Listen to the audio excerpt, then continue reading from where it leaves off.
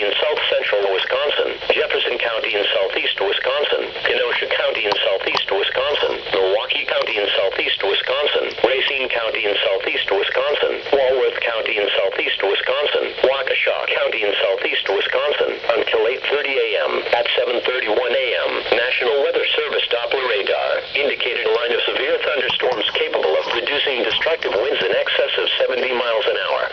These storms were located along a line extending from Deerfield to Whitewater to 6 miles northwest of Elkhorn to Walworth, and moving east at 65 miles an hour.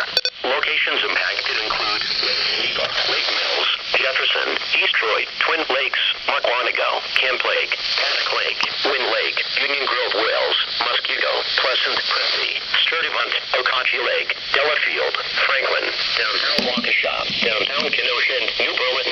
Severe thunderstorms produce damaging wind in excess of 60 miles per hour, destructive hail, deadly lightning, and very heavy rain. For your protection, move to an interior room on the lowest floor of your home or business. Heavy rains flood roads quickly, so do not drive into areas where water covers the road. These storms have a history of producing widespread wind damage across southern Wisconsin. This is an extremely dangerous situation.